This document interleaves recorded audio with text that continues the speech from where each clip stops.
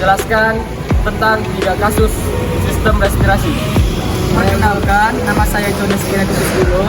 Saya Jeniata Kasabubu. Saya Adinda Marwa Ahmadi. Saya Muhammad Fahmi Aditya. Saya Geti Rahina Tamkolon. Saya Ilham Parluman Siregar. Blok J20 sampai J22. Akut bronkitis unspecific J20.9. Satu pengertian diagnosa. Bronkitis adalah peradangan atau iritasi yang terjadi pada saluran bronkus, yaitu pipa yang berfungsi sebagai penyalur udara dari bagian tenggorokan menuju ke organ paru-paru. Masalah kesehatan ini bisa muncul dalam beberapa hari, minggu, atau bahkan bulan. 2 gejala: 1. Batuk, 2. Tubuh demam dan menggigil, 3. Sesak napas, 4. Lemas, 5. Sakit tenggorokan dan pusing, 6. Terdengar bunyi saat bernapas, 7. Nyeri pada dada saat batuk. 3. Pengobatan.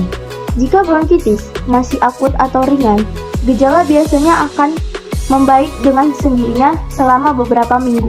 Tetapi dokter juga bisa meresepkan obat untuk membantu meringankan gejala ini. 1. Obat untuk membantu meredakan nyeri dan demam, misalnya ibuprofen dan paracetamol. 2. Obat untuk meredakan batuk, misalnya ekspektoran dan antitusif.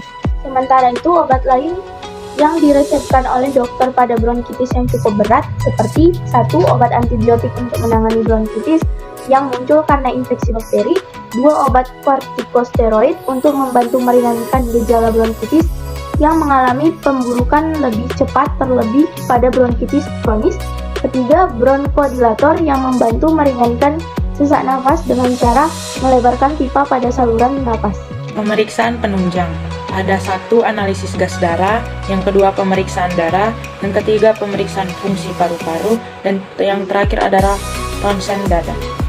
Tata cara pencarian penyakit bronkitis. Pertama kita lihat dari ICD-10 volume 3 dengan awalan huruf B. Di sini kita bisa lihat pada halaman 84 penyakit bronkitis dengan kode J20.9 dan memastikannya dari ICD volume 1 dengan blok J pada halaman 467. Di sini terdapat pada kode J20.9 akut bronkitis. Blok J30 sampai J39. Chronic sinusitis J32.4. Pengertian: sinusitis kronis adalah kondisi saat rongga di sekitar saluran hidung atau sinus meradang dan membengkak selama sekitarnya 12 minggu walaupun telah dilakukan perawatan. Gejala pertama adalah cairan kental dan berwarna dari hidung. Kedua, adanya cairan mengalir dari belakang tenggorokan postnatal dragna. 3. Penyumbatan hidung menyebabkan kesulitan bernapas melalui hidung. Keempat, nyeri, sensitif dan bengkak di sekitar mata, pipi, hidung ataupun kening. 5. Berkurangnya indera penciuman dan pengecapan pada dewasa atau batuk pada anak-anak. Pengobatan pertama adalah obat semprot dekongrestan. Pengidap tidak boleh menggunakan lebih dari seminggu. Kedua, antibiotik diperlukan jika sinusitis disebabkan oleh bakteri. Ketiga, antihistamin. Pengobatan ini dilakukan terutama jika mukus disertai alergi.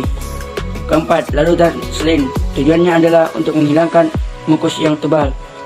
Kelima, operasi. Operasi sinus akan dilakukan jika pengobatan dan terapi yang dilakukan tidak menunjukkan perubahan dalam 3 bulan berturut-turut. Namun, sebelum memutuskan untuk melakukan operasi sinus, pastikan pengidap telah benar-benar mencoba yang terbaik untuk memperoleh kesembuhan. Pemeriksa penunjang. 1. Endoskopi hidung. 2. CT scan. 3. Kultur hidung dan sinus. Terakhir, tes alergi. Saya menjelaskan tata cara pembuktian dari diagnosa chronic sinusitis. Untuk mencari pembuktiannya, kita pertama akan membuka ICD-10 volume 3.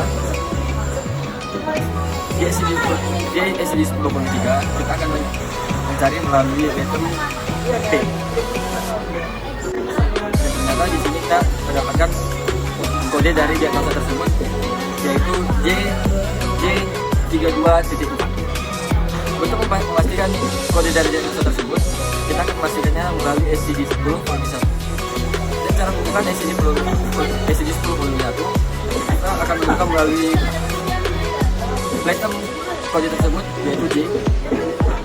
Dan sini saya mendapatkan kode tersebut di SCD-10 volume 1, yaitu J32.4, diagnosanya kronik parensinusitis.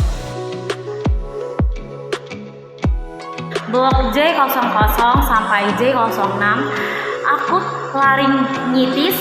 J04.0 laringitis atau laringitis adalah peradangan yang terjadi pada laring, yaitu bagian dari saluran pernapasan tempat vital suara berada.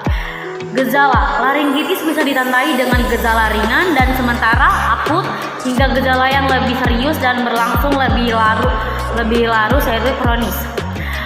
Rasa tidak nyaman, tenggorokan kering, sakit, batuk, demam, suara jadi serak. Pengobatan. Kebanyakan laringitis bisa pulih sendiri sekitar 1 minggu tanpa diobati.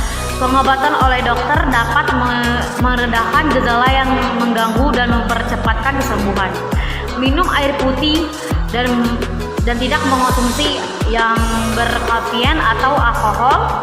Menghirup inhaler dengan kandungan mental untuk melegakan saluran pernapasan yang merasa tidak nyaman. Pemeriksaan penunjang. Pemeriksaan laringoskopi dilakukan dengan memasukkan alat endoskopi, yaitu dengan mengkhususkan yang dilengkapi dengan lampu dan kamera pada ujungnya. Biopsi pemeriksaan dilakukan dengan mengambil sedikit sampel jaringan laring untuk diperiksa di laboratorium guna mengetahui penyebab laringitis. Tata cara kodifikasi dari diagnosis acute laringitis. Yang pertama, carilah kode penyakit pada ICD-10 volume 3. Yang kedua, untuk mendapatkan kode laringitis, carilah di letter L.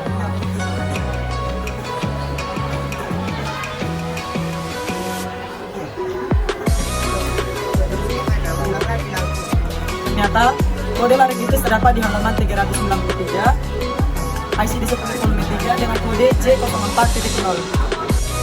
Untuk memastikannya, buka ICD-10 volume 1 dengan kode J04.0. Carilah di letter G.